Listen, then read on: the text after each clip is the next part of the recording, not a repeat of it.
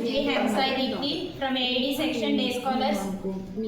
Today my topic in FMML is about AL and ML and deep learning.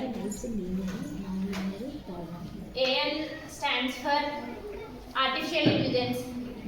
AL అనేది ఒక human ఎలా behave చేస్తారో same అలాగే behave చేస్తాడు. కాకపోతే ఏంటంటే కొంచెం ఫాస్ట్గా మనం ఏదైనా వర్క్ చేయాలంటే కొంచెం లేట్గా, అంటే ఏదైనా డేటా ఇవ్వాలంటే కొంచెం లేట్గా టైం పడుతుంది 1 or 2 hours. అదే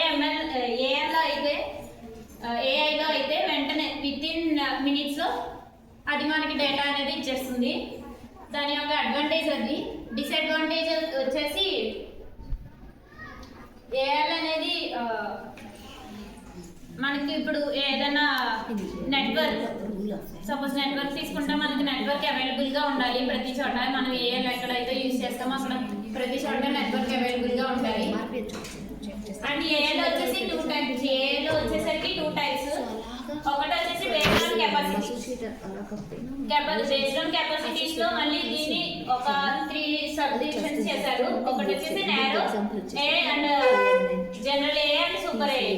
నారో ఏఐ వచ్చేసి వీక్ గా ఉంటుంది అనమాట, అంటే హ్యూమన్ పవర్ కన్నా కొంచెం తక్కువగా ఉంటుంది. దాన్ని నారో ఏఐ అని అంటాము.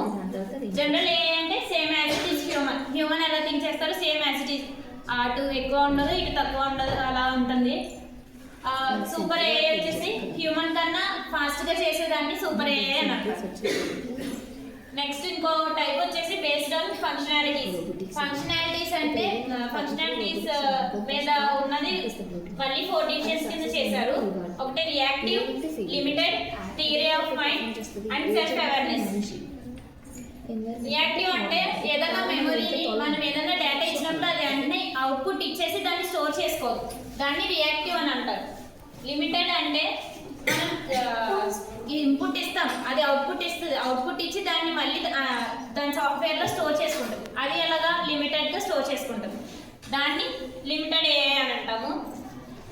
థియరీ ఆఫ్ మైండెడ్ అంటే హ్యూమన్ ఎమోషన్స్ని, ఇప్పుడు హ్యాపీ అయితే హ్యాపీ, సాడ్ అయితే సాడ్ అని మనం ఇన్పుట్ ఇస్తే you are happy, you are not happy అని చెప్పేసి అలా ఇస్తుంది అనమాట అవుట్పుట్. సెల్ఫ్ అవేర్నెస్ అంటే ఇది మోర్ దెన్ ఏఐ అనమాట.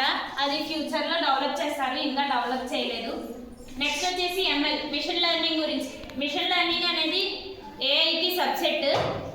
ఇది వచ్చేసి పాస్ట్ డేటాని స్టోర్ చేసుకుంటుంది, స్టోర్ చేసుకొని మనం ఎప్పుడు అడిగినా ఇస్తుంది.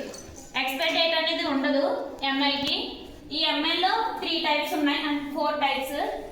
Supervisor, unsupervised and reinforcement. Supervised అంటే లేబుల్ ఉంటుంది, ఒక డేటాని మనం ఇలా లేబుల్ చేసి ఇస్తే దానికి అవుట్పుట్ ఇస్తుంది. అన్సూపర్వైజర్ అంటే లేబుల్ ఉండదు, మనం ఎలా ఇచ్చినా కానీ దానికి అవుట్పుట్ అనేది ఇస్తుంది. సూపర్వైజర్లో మళ్ళీ 2 types క్లాసిఫై చేశారు. ఫస్ట్ వచ్చేసి క్లాసిఫికేషన్, నెక్స్ట్ వచ్చేసి రిగర్షన్. క్లాసిఫికేషన్ అంటే ఏదైనా డేటాని మనం క్లాసిఫై చేస్తే దాన్ని క్లాసిఫికేషన్ అంటాము. దీన్ని ఎలాగా చేయాలంటే ఇది ఈ గ్రూప్కి చెందింది అయితే ఎస్ అని, ఈ గ్రూప్కి చెందింది అయితే నో అని అలాగ ఇస్తాము. ఆర్ తిన మెయిల్ ఆర్ తిన ఫీమేల్ అని చెప్పేసి అలా ఇస్తాము. దీంట్లో మళ్ళీ 3 types ఏంటంటే random, decision entry, supportive vector 3. Next వచ్చేసి రిగర్షన్. రిగర్షన్లో ఏంటంటే ఇది ఇన్పుట్కి అవుట్పుట్కి మధ్య రిలేషన్ని మనకు చెప్తుంది అనమాట. నెక్స్ట్ అన్సూపర్వైజర్. అన్సూపర్వైజర్లో 2 types ఏంటంటే అసోసియేషన్ అండ్ క్లస్టర్. అసోసియేషన్ అంటే సూపర్వైజర్కి ఏదైనా ఒక రూల్ ఉందంటే దాన్ని అసోసియేషన్ కిందకు వస్తుంది. అంటే ఒక ఆర్డర్లో ఉన్నవి అంటే అది ఒక రూలే కదా, అది ఆర్డర్లో ఉండాలనేది ఒక రూలే కదా, అలాగా ఇది అన్సూపర్వైజర్ యొక్క రూల్ అని చెప్పేసి అసోసియేషన్లోకి వస్తుంది. క్లస్టరింగ్ అంటే గ్రూపింగ్. ఏదైనా ఒక గ్రూప్ ఆఫ్ థింగ్స్ తీసుకుంటే ఇది ఒక గ్రూప్ అని తీసుకునేదాన్ని క్లస్టరింగ్లోకి వస్తుంది. నెక్స్ట్ వచ్చేసి ఇక్కడ రిగర్షన్లో కూడా మళ్ళీ 3 types ఉంటాయి. ఫస్ట్ వచ్చేసి linear, non linear and polynomial. Reinforcement అంటే రెయిన్ఫోర్స్మెంట్లో మెయిన్గా యాక్షన్ రివార్డ్ గురించి మాట్లాడుకోవాలి.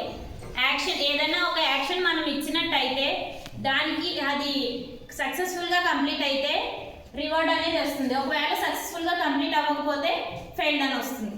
Thank you.